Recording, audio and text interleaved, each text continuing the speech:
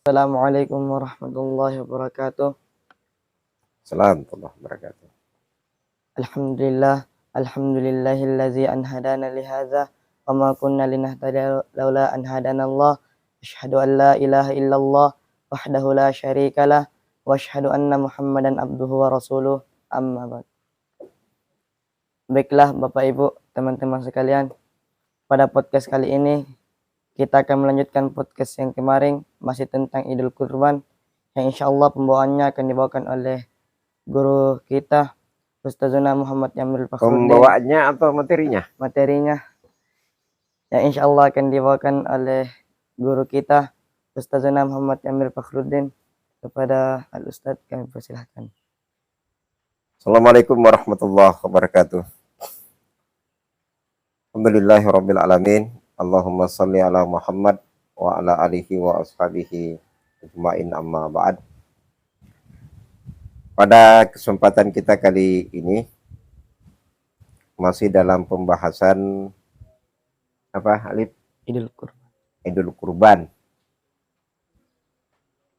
Namun pada kesempatan ini yang menjadi topik pembahasan kita adalah seputar Idul Kurban atau masalah-masalah yang muncul terkait dengan Idul Kurban. Yang pertama adalah terkait dengan hewan kurban. Kita di Indonesia biasanya berlebaran Idul Adha itu berapa kali? Kadangkala dua kali. Ya. Umumnya Muhammadiyah yang menggunakan metode hisab itu lebih cepat dari pemerintah yang menggunakan metode ruqyah. Ya. Kalau masalah penentuan Ramadan, ada juga masalah yang kita hadapi, tetapi masalah perbedaan ini ketika terjadi pada lebaran Idul Adha itu mengakibatkan banyak permasalahan yang hadir. Di antaranya yang sering kita jumpai adalah terkait dengan hewan kurban. Karena kata Nabi kita Muhammad sallallahu alaihi wasallam, kalau hewan kurban itu disembelih sebelum selesai pelaksanaan sholat Idul Adha, maka itu dianggap sebagai sembelihan biasa. Nah, sekarang Muhammadiyah berlebaran pada hari Sabtu. Pemerintah berlebaran pada hari Ahad. Nah, sementara sahibul kurban ini ikut berkurban pada seekor sapi. Ya, sebagaimana kita ketahui bahwa seekor sapi itu mewakili berapa keluarga? Satu kambing mewakili satu keluarga. Satu sapi mewakili 7 keluarga. Satu onta mewakili 10 keluarga. Nah, sekarang dalam sapi itu ada yang berlebaran di hari Sabtu, ada yang berlebaran di hari Ahad. Nah, sahkah kurbannya orang yang berlebaran di hari Ahad? Dia lebarannya di hari Ahad. Sapinya dikorbankan, disembelih pada hari Sabtu. Sah atau tidak kurbannya? Nah, itu yang kita maksudkan permasalahan yang kadang-kala muncul dengan adanya dua hari raya Idul Adha. Nah, bagaimana di dalam hadis disebutkan? Nah, ada seorang sahabat dahulu yang menyembelih kurbannya itu sebelum pelaksanaan sholat. Ya, jadi sebelum sholat dia sembelih Kurbannya. kambingnya. Harapannya adalah setelah dia sholat id nanti, itulah binatang kurban yang pertama kali dia Sembelih. cicipi. Nah, jadi dia datang kepada Rasulullah dan berkata, wahai Rasulullah, aku telah menyembelih kambingku sebelum sholat Idul Adha. Nah, aku tahu bahwa hari itu adalah hari untuk makan dan minum. Aku senang jika kambingku adalah binatang yang pertama kali disembelih di rumahku. Oleh karena itu aku menyembelihnya dan aku sarapan dengannya sebelum aku sholat Idul Adha. Rasulullah menjawab, kambingmu hanyalah kambing biasa. Kenapa kambing biasa? Karena dia disembelih sebelum pelaksanaan sholat. Dia tidak dianggap sebagai kambing kurban. Nah, jadi berdasarkan ini, sehingga tarjih Muhammadiyah, ya, tarjih Muhammadiyah itu lebih mentarjihkan pendapat ini, bahwa orang yang berkurban harus sholat lebih dahulu, baru kemudian kurbannya disembelih. Ya, itu menurut tarjih, ya. Ya, namun demikian untuk sebagai wawasan bagi kita semua, kita juga dapatkan dalam mazhab yang 4 itu, ada yang membolehkan. Tetapi dengan syarat, pelaksanaan sholat Idul Adha itu sudah dilakukan. Apa maksudnya? Nah, jadi begini, saya sahibul kurban. Ya, saya berkurban dengan seekor kambing. Nah, saya lebarannya besok ikut pemerintah. Nah, boleh tidak kambing saya disembelih hari ini? Ya, karena Muhammadiyah sudah melaksanakan Idul Adha. Nah, di dalam pendapat ulama itu disebutkan, yang penting sudah masuk hari nahar atau hari kurban dan sudah ada imam yang melakukan sholat. Walaupun kita sendiri belum melakukan sholat, tapi sudah ada imam yang melakukan sholat, yang melaksanakan prosesi Idul Adha, maka sudah bisa disembelih hewan kurban kita. Nah, ada pendapat yang seperti itu, karena yang menjadi syarat menurut mereka bukan sholatnya, tetapi masuknya waktu nahar. Syarat sembelihan sah ketika sudah masuk waktu nahar atau idul kurban, ya. Nah, sehingga mereka berpendapat bahwa kalau sudah masuk waktu nahar berarti sudah memenuhi persyaratan untuk dikurbankan. Nah itu, tapi kita di kalangan Muhammadiyah tetap ya dianjurkan, diharapkan bahwa hewan kurban itu disembelih nanti setelah kita melakukan sholat. Ya, itu yang muncul, ya. Nah, kemudian yang kedua, di tahun 2024 ini, di bulan Juni, pelaksanaan Hari Raya Idul Adha kita berbeda dengan apa? Dengan Arab Saudi. Ya, Arab Saudi itu kemungkinannya sudah berlebaran di hari Ahad. Ya, dan mereka puasa Arafah di hari Sabtu. Nah, kita di Indonesia ya kemungkinannya melakukan puasa Arafah di hari Ahad dan berlebaran di hari Senin. Betul itu? Nah, sekarang pertanyaannya, kita di Indonesia ini kapan puasa Arafahnya? Apakah harus mengikuti wukufnya orang di Arafah? Ataukah kita melaksanakan puasa Arafah itu tanggal 9 Dzulhijjah menurut daerah kita? Gimana?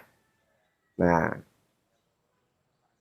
terkait dengan masalah ini, ada dua alasan ya bahwa puasa Arafah itu tidak tergantung pada pelaksanaan wukufnya jemaah haji di padang Arafah, tetapi pelaksanaan Arafah itu adalah pada tanggal 9 Dzulhijjah menurut kalender kita. Nah, alasan yang pertama adalah saya lupa pas hadisnya, tetapi dalam hadis itu disebutkan siyamu yaumi Arafah, puasa hari Arafah. Ada kata-kata yaum. Ini menunjukkan bahwa pelaksanaan puasa Arafah itu disesuaikan dengan hari dan tanggal atau kalender daerah kita. Ya, bukan Arab Saudi. Karena dengan Arab Saudi itu kita berbeda antara 5 sampai 6 jam. Oke ya. Nah, itu. Yang kedua, saya jelaskan ulang tadi, siyamu yaumi Arafah. Jadi berdasarkan dalil itu sehingga pelaksanaan hari Arafah itu adalah berdasarkan kalender kita 9 Dzulhijjah. Beda ketika dikatakan oleh Nabi Shaumi Arafah atau Siyami Arafah. Kalau dikatakan oleh Nabi Siyami Arafah, itu berarti pelaksanaan puasa Arafah itu merujuk kepada wukufnya jemaah haji di Arafah.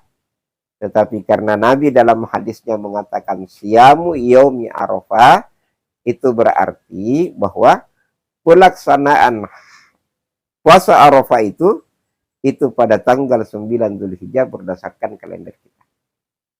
Nah, alasan kedua adalah faman syahida minkum syahra. Siapa di kalangan kalian yang melihat bulan? Nah, ini berarti bahwa pelaksanaan hari Arafah itu adalah berdasarkan kalender kita.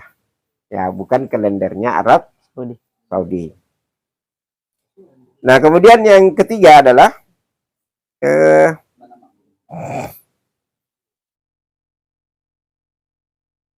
bagaimana tata cara menyembelih yang benar.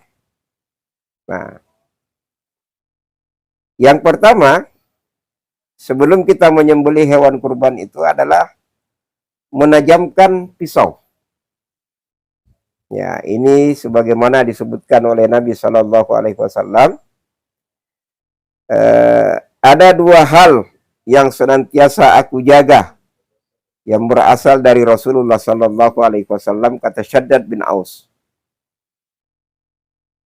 Apa itu? Yang pertama adalah sabda Rasulullah Sallallahu Alaihi Wasallam bahwasanya Allah memerintahkan untuk berbuat kebaikan, ya, berbuat kebaikan kepada segala sesuatu. Termasuk diantaranya, apabila kamu menyembelih, maka baguskanlah penyembelihannya dengan cara menajamkan pisaunya dan menenangkan hewannya. Apa maksudnya menenangkan hewannya? Hah? Herunas, apa maksudnya menenangkan hewannya? Nah, ketika kita ingin menyembelih hewan kurban dan jumlahnya banyak, salah satu di antaranya yang dianjurkan adalah jangan sampai hewan yang lain itu melihat secara langsung hewan pertama itu disembelih. Ya, karena itu akan membuat hatinya merasa sakit, merasa takut, ya. Yang kedua adalah menghadapkan ke kiblat. Ya. Jadi kepalanya di bagian mana, Lip, kalau menghadap ke kiblat? Ya, oke. Utara dan selatan, ya. Nah, jadi dihadapkan ke kiblat.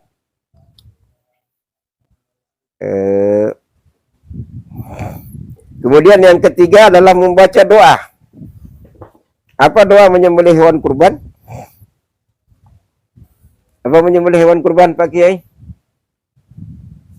Pak Kiai? Menyembelih hewan kurban?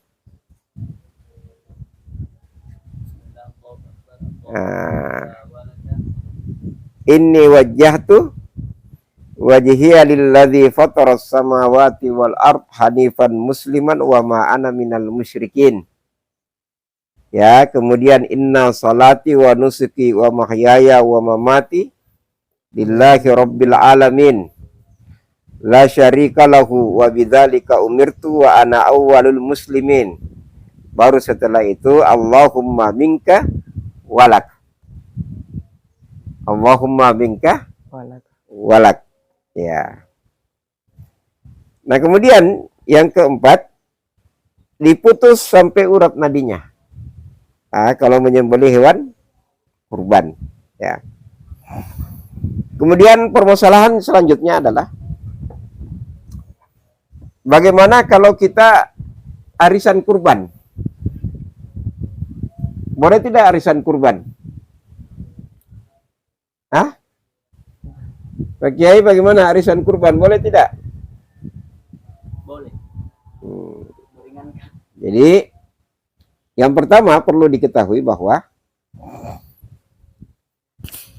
arisan kurban itu sama dengan berhutang untuk berkurban. Oke ya? Orang kalau arisan itu berarti dia berhutang. Nah, ada sebuah hadis dari Nabi Shallallahu Alaihi Wasallam terkait dengan hutang itu. Ada sahabat yang datang kepada Nabi. Setelah tiba di hadapan Nabi, dia berkata, wahai Rasulullah,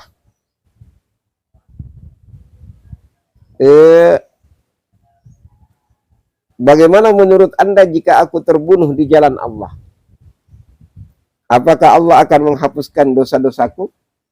Nabi menjawab, iya. Jika kamu terbunuh di jalan Allah dalam keadaan bersabar. Setelah menjawab itu, Nabi diam.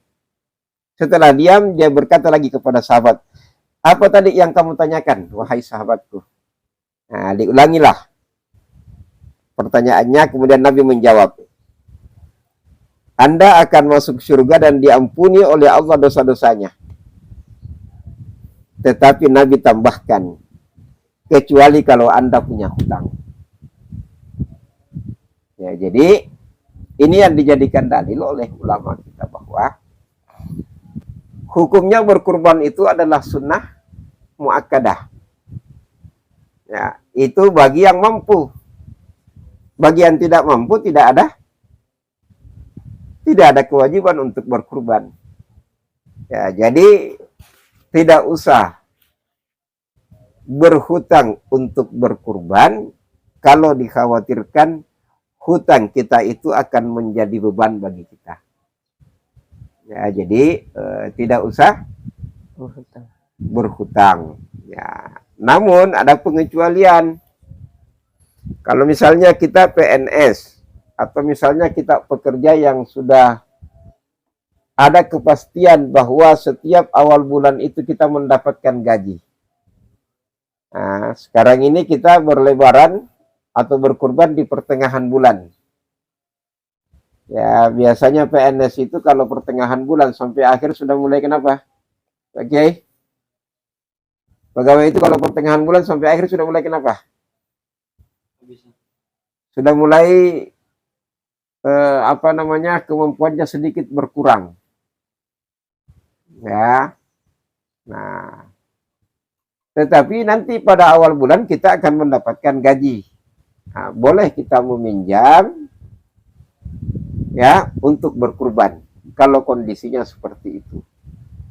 Tetapi kalau kita mempunyai pekerjaan yang tidak ada kejelasan apakah ke depannya kita akan mampu membayar atau tidak, tidak usah dipaksakan untuk berkurban ya. Nah, jadi berkurban dengan cara berhutang atau arisan itu sebahagian ulama tidak membolehkan, sebahagian ulama membolehkan dengan catatan ya bahwa dia punya jaminan bahwa dalam waktu dekat dia akan mampu melunasi Hutangnya. hutangnya. Ya, kenapa? Karena tidak ada kewajiban untuk melaksanakan Kurban. kurban bagi yang tidak mampu. Bahkan saya mendapatkan sebuah buku bahwa kalau ada orang fakir, ya, dia ingin berkurban, tetapi dia tidak memiliki kemampuan untuk berkurban, dia sudah mendapatkan pahala. Karena Nabi kita Shallallahu Alaihi Wasallam dahulu ketika dia menyembelih 2 kabus, 2 domba, domba yang kedua itu Nabi katakan, ini saya kurbankan ya Allah, terima ini dari saya dan dari umatku yang tidak mampu untuk berkurban. Ya, jadi bagi orang yang ingin berkurban, dia itu fakir dan tidak mampu, insya Allah dia sudah mendapatkan pahala. Ya, bukankah di dalam hadis bahwa kalau ada orang yang berniat kebaikan, dia akan mendapatkan 1 pahala, dan ketika dia melaksanakannya dia mendapatkan 2 pahala. Oke ya. Nah, kemudian permasalahan yang lain. Bolehkah kita akikah dan juga berkurban dalam satu waktu? Bagaimana itu, Ustaz Herunas? Boleh tidak berkurban dengan akikah dalam satu waktu? Kalau satu hewan maksudnya itu Ustaz, Iya. mau digabung, tidak boleh kayak. Alasannya? Kalau Ya, oke, ya. Nah, inilah yang tidak salah juga di tengah-tengah masyarakat kita. Tetapi kalau merujuk kepada hadis,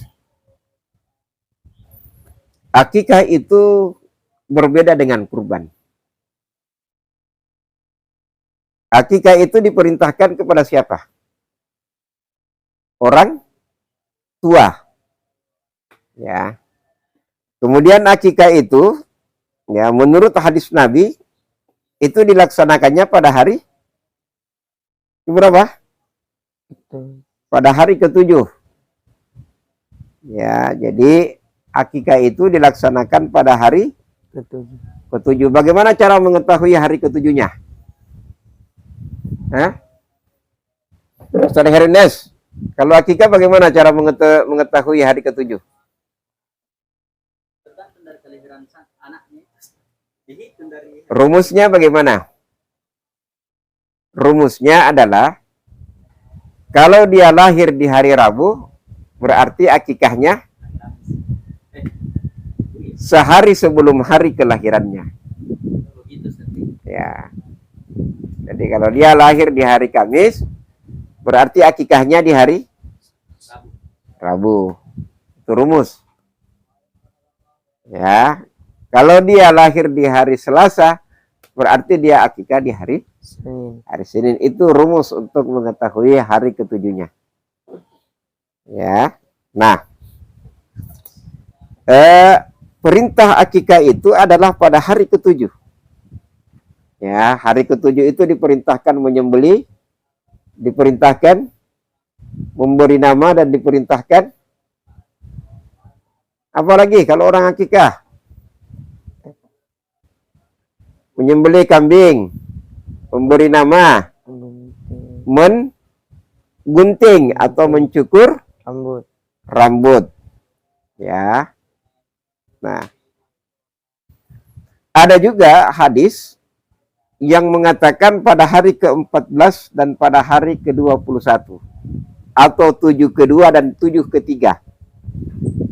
Nah, cuma menurut kita di Muhammadiyah, hadis terkait dengan 7 kedua dan 7 ketiga itu adalah lemah.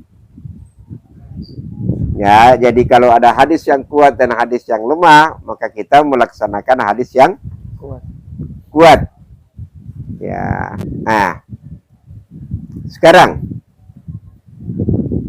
jadi pelaksanaan akikah itu pada hari ke-7 itu yang diperintahkan oleh Nabi. Ya, sehingga kalau misalnya sudah lewat di hari ketujuh, maka menurut kita di Muhammadiyah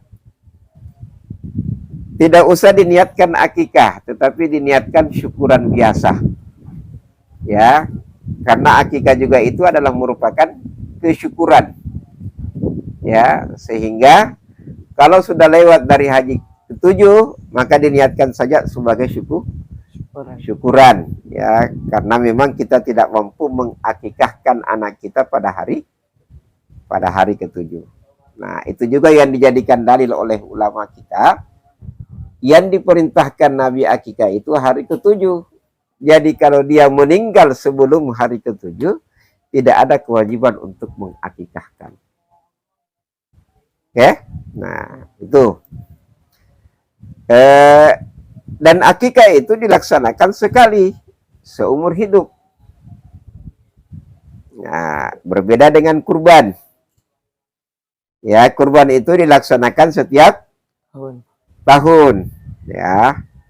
Kemudian juga disyaratkan pada hari Idul Kurban, yaitu hari nahar tanggal berapa? 10. Dan setelah itu hari tasyrik. Hari tasyrik itu berapa hari, Alif? 2. Gimana ini Pak Kiai, hari tasyrik anak-anaknya? Ya, 72. Hari tasyrik itu berapa hari? 3 hari. Tanggal berapa? 10. Tanggal 9 itu hari Arafah. 10 itu Zulhijjah. 11, 12, 13 itu adalah hari tasyrik. Ya, di situ waktu pelaksanaan kurban. Ya, nah oleh sebab itu ulama kita ini menurut Muhammadiyah boleh digabungkan jadi satu akikah dengan kurban, tetapi dengan syarat akikahnya itu hari ketujuh, hari ketujuhnya itu jatuh pada hari kurban atau pada hari tasyrik. Itu boleh digabungkan akikah dengan kurbannya. Ya, tetapi kalau tidak, nah di sini menurut Muhammadiyah mempelajari dan setelah mengkaji beberapa dalil, ya tidak diperbolehkan.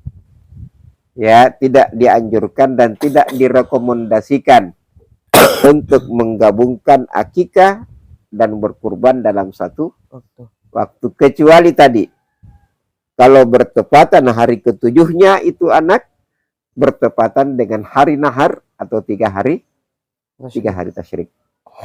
Nah, kemudian terkait dengan akikah juga. Di masyarakat kita itu biasanya cuma digunting. Nah, bukan juga begitu kalau ada yang akikah. Nah, yang benar bagaimana? Yang benar itu adalah tidak digunting. Digunting tetapi digunting habis. Ya, orang Selayar galeri pote. Jadi dicukur habis. Kemudian beratnya itu ditimbang. Ya, kemudian dikonversi ke perak. Baru diuangkan dan kemudian disedekahkan untuk kepentingan sosial. Nah, jadi apa dalilnya? Bahwa tidak dipotong sebahagian. Ya, yang pertama adalah kata Nabi Shallallahu Alaihi Wasallam, ma'al gulami akikah. Anak itu diakikah. Ya, oleh sebab itu fa'ahriku anhu daman. Kita harus mengalirkan darah, menyembelih. Kemudian yang ketiga adalah wa amitu anhul adza. Hilangkan gangguan. Ya, kenapa dikatakan gangguan?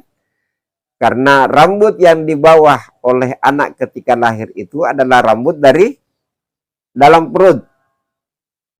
Ya, sudah melewati kotoran. Ya.